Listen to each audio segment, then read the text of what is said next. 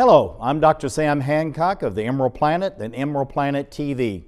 We come to you on a week-to-week basis from Washington, D.C. in the United States as we look around the globe in 144 different nations, looking for those 1,000 best practices, the technology, services, and products that are making a difference as we move through the 21st century. And as we have a planet of 9 billion people by 2038 and possibly 12 to 13 billion by the end of this century, how are we going to be able to take care of all these people on planet Earth? And that's what Emerald Planet's all about. We come to you looking at the solutions, the best practices from around the globe as we create the Emerald Planet. Hello, welcome to the Emerald Planet. We're making a difference as we move through the 21st century. And seeing the long-term impacts of climate change.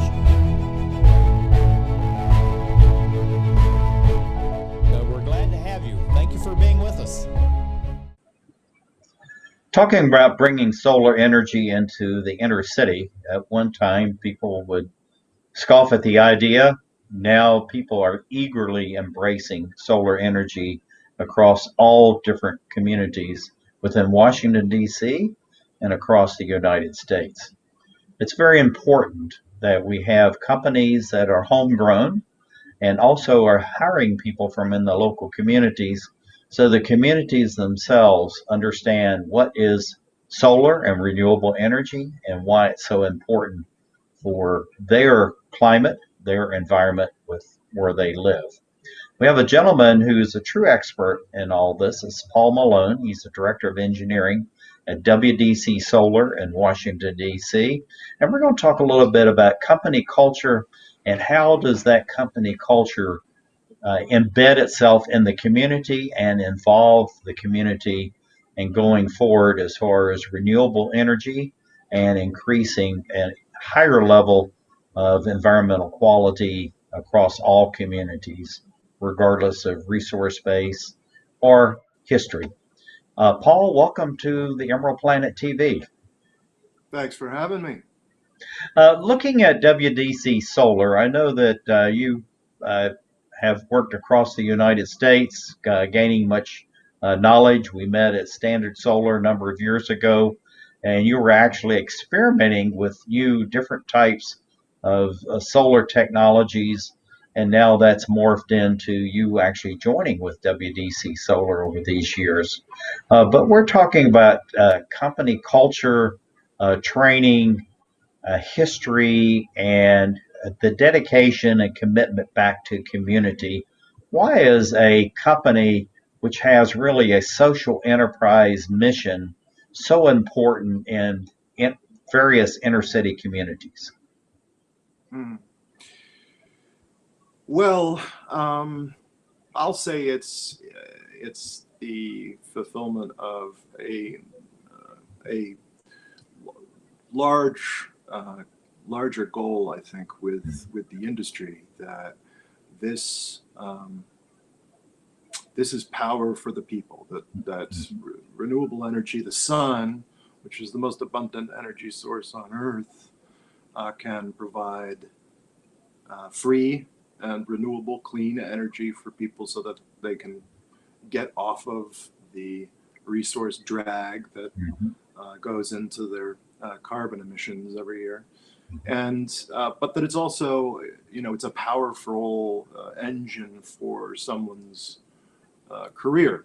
And I've seen a lot of folks that have entered this industry stay in this industry, and are now able to kind of do what they want because they've been in for 10 years and they're considered a veteran. It's an industry that's in its infancy still. And so if you've been in for a decade, you're considered a pro, and you're kind of, you're top talent for a company to come after.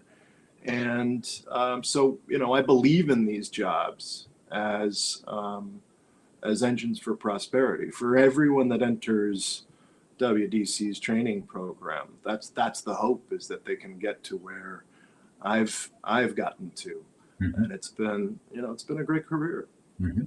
Now, looking at the camaraderie and the warmth, I've been knowing about and been around WDC Solar for well over a decade.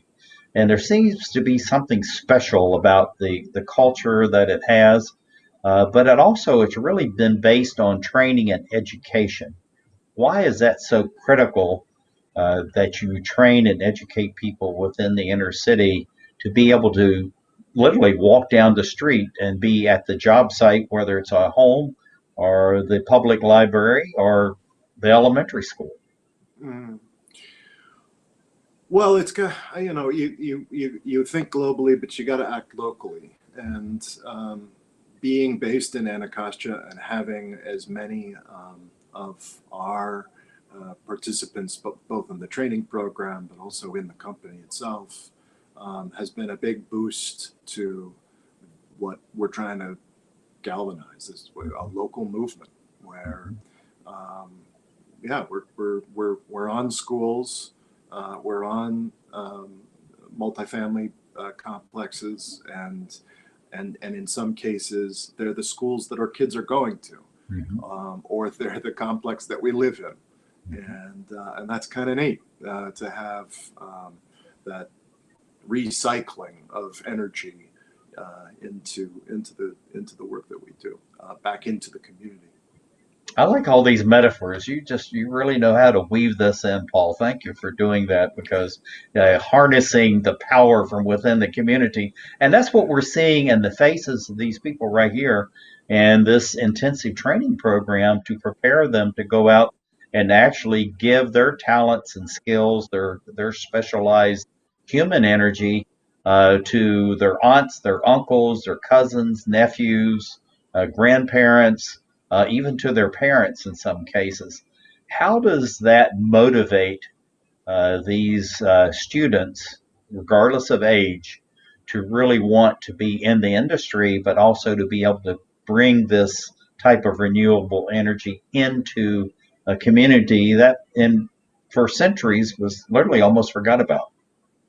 Mhm. Well, I think it's motivational, um, only in the way that we can continue to make it a success. If we continue to make it a success Mm-hmm. and it can ripple out, DC is the geopolitical center of the world, Mm-hmm. and um, what could be a success here, or what is starting to look like success here, could be a success all over the world, Yeah. and that's an inspiration to all of us, and I think why we're all motivated to try to make this work. The Yeah. folks Look. that have been successful in the program are inspiring the new entrants as well. I mean, I should just say that, as we're making successes with the folks that become foremen, or that become project managers, someone that's starting their first year can see where this can go. Yeah, looking at the leadership, why is leadership of a company? We see Mark Davis here, we see Candace, Hmm. the others here, but we'll focus on these two right now. Why is it so important that people that are local to the community actually evolve a very successful company and growing it at, in some cases, almost exponential growth? Yeah. Well, yeah, Candace and Mark are the mom and pop of this mom and pop shop. That's for Mhm. sure. Candace has been around, with the Mark since 2009, since he started it. So, Mhm. so they're the king and queen, um, of what we do with leadership. But the other two, folks that you just showed, that's Nick and Scott, and then there's myself and George, and the six of us are uh, the managers of the company. So Mhm. we have a regular managers meeting every week, and we all weigh in on the topics at hand. Of course, Mark and Candace have full veto power on Mhm. everything. Mhm. Um, But but looking, it's it's made our company's management structure really strong to have that sort of six-headed beast at management. A very handsome group you have there. But looking at the challenges of pandemics, we're talking about the coronavirus, but we're going to use the pandemic because this is an evergreen program. Why is it so important to educate every member of the staff going out on projects or not, as far as the community itself is concerned? And how does this company culture of continually educating new topics, making sure the employees are safe? You see all the safety harnesses and all the OSHA required safety measures on the buildings that we've been looking at in these photographs. Why is this company culture really embedding itself more and more in the company, in the community as well, when it's making its employees very safe, but also very knowledgeable? Well, we struggled with this quite a bit. Obviously, the last 2 months have been hard for so many companies around the country. Construction got an exemption in DC, and a lot of our competitors kept working and we decided to shut down. We decided that we had the resources to just pay our guys to stay at home. And we've come out of two different phases of shutdown, opening just sort of modestly. We're actually remobilizing stuff today. And I think it was important for us to not put profit before people, and that we wanted to just keep our folks safe. And it was a tough decision. Businesses are not usually in the position to make that decision. But because of Mark's leadership and because of our ability to develop a little bit of a war chest this past year, we did it, and I'm glad we did it. I never want to be looking back, wondering if I had just done this or done that. When you're in construction, there are risks everywhere that you can develop a safety plan for. This one, the safety risks were too numerous. Yeah, but looking at this photograph we have here, Paul, this is really critical that the employees are getting well trained. But you look at the number of people here, this is affecting probably 40 or 50 other people in the community that are not even in the company. And the company is using its resources for that. Why is that so critically important for the success? And we have one more question, but we got to be quick on this one. Oh, okay. Well, all right. I'll be as quick as I can. We're all connected. It's important not to silo the community from the company that is within the community, right? It's all connected. Now, I'm just going to go through these, but what do you see for the future of WDC Solar as far as the education, the training, and expanding and strengthening this company culture as it continues to grow and expanding in other cities around the United States? And you got about 30 seconds to do that, Paul.